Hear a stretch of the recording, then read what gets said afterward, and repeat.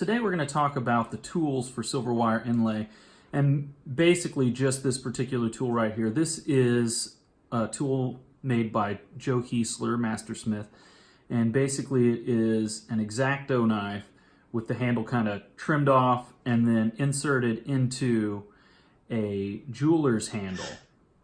And then you take the blade and you reprofile it to kind of a real skinny chisel, and then here is another one that is a little bit wider, and so you can use the wide ones when you're doing a straight line, and when you're in a curve you'll use the little narrow guy.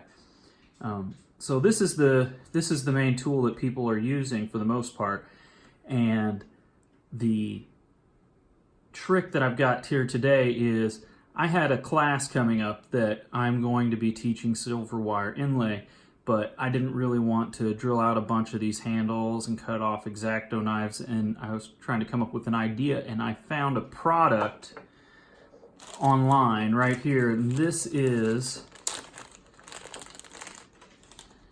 basically a pin vise, but it's a pin vise that's into one of those jeweler's handles, and so what I want to do is be able to put the blade down in here. But our problem with that is the base of the blade is too wide. So I came up with a really fast fix for that. See, this blade, the base of it won't fit into this little hole. So what I did was I cut a slit right here using, you could use a bandsaw, or you could use right here's a little cutoff wheel that you could use in some sort of rotary tool like a Dremel or a Fordham, and then just cut a slit. And all you need to cut a slit in is this little guy right here, just the cap. And so I cut a little slit in there so that then I could insert the blade into this cap.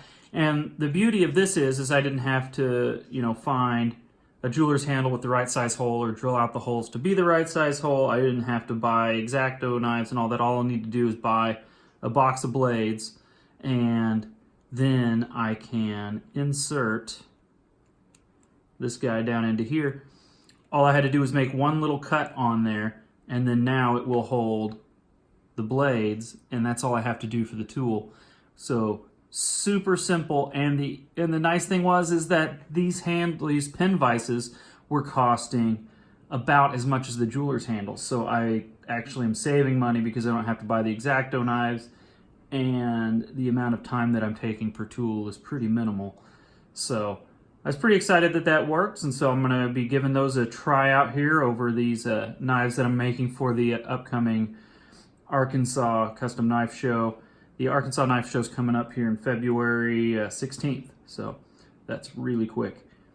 And so I'm making some silver wire inlay onto some knives that I forged right here. So hopefully that helps somebody out. It's just a really quick and easy way of making these, and if you buy, a box of these things, they're like $3 and something, so maybe $4 each for this, and a box of X-Acto blades isn't very expensive either.